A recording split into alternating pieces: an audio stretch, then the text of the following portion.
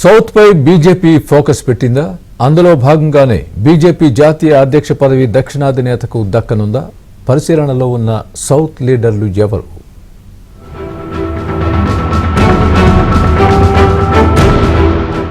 దేశ రాజకీయాల్లో కీలక మార్పులకు సమయం ఆసన్నమైంది. దేశవ్యాప్తంగా తన ఉనికిని చాటుకోవాలనే లక్ష్యంతో బీజేపీ ముందుకు సాగుతోంది.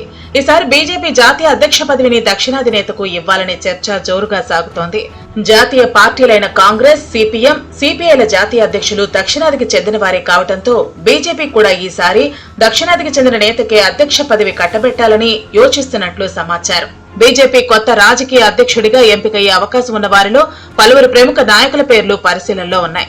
ముఖ్యంగా కేంద్ర మంత్రి కిషన్ రెడ్డి, ఏపీ బీజేపీ అధ్యక్షురాలు పురంధేశ్వరి, తమిళనాడుకు చెందిన బీజేపీ మహిళా మోర్చా జాతీయ అధ్యక్షురాలు వనతి శ్రీనివాసన్ పేర్లు ప్రధానంగా వినిపిస్తున్నాయి. దక్షిణాదితో పాటు ఇతర రాష్ట్రాలకు చెందిన నేతల పేర్లు కూడా తొలుత బీజేపీ అధ్యక్ష పదవి రేసులో వినిపించాయి.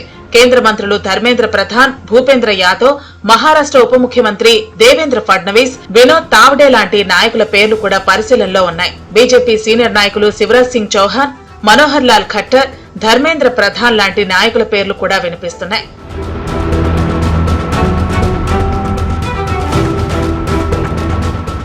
వన్ నేషన్ వన్ ఎలక్షన్ తో పాటు నియోజకవర్గాల పునర్విభజనపై దక్షిణాదిలో బీజేపీపై కొంత వ్యతిరేకత ప్రారంభమైన నేపథ్యంలో బీజేపీ తన జాతీయ దృక్పథాన్ని మార్చుకోవాలని భావిస్తోంది.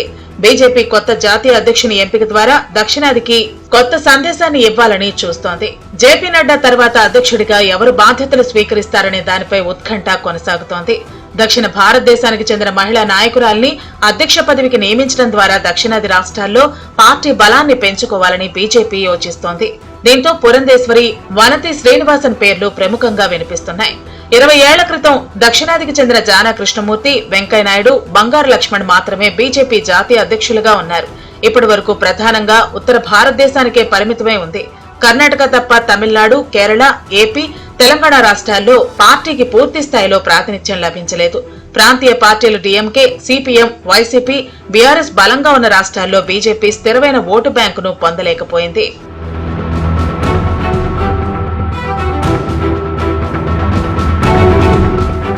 బీజేపీకి ఉత్తరాది పార్టీ అనే ముద్ర పడిపోయింది.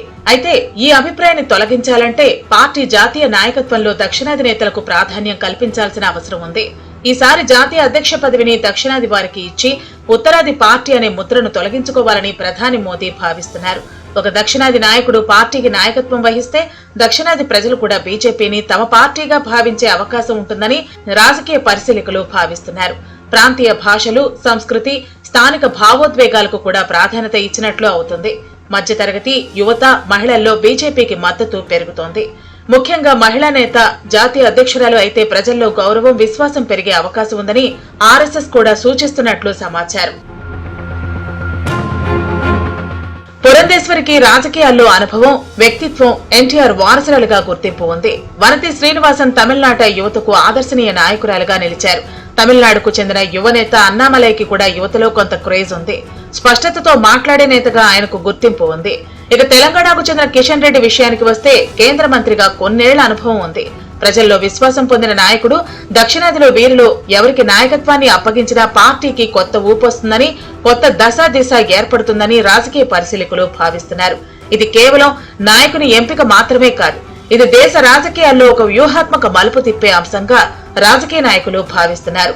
బీజేపీ అఖిల భారతీయ పార్టీగా ఎదగాలంటే దక్షిణాది నేతకు జాతీయ నాయకత్వ బాధ్యతలు అప్పగించాలని భావిస్తున్నారు. కాంగ్రెస్ కు కర్ణాటకకు చెందిన మల్లికార్జున ఖర్గే, సిపిఎం కు కేరళకు చెందిన బేబీ, సిపిఐకి తమిళనాడుకు చెందిన డి రాజా జాతీయ అధ్యక్షులుగా ఉన్నందున బీజేపీకి ఏపీ, తెలంగాణకు చెందిన వారిలో ఎవరో ఒకరు జాతీయ అధ్యక్షులు అయ్యే అవకాశం ఉందని బీజేపీ నేతలు భావిస్తున్నారు.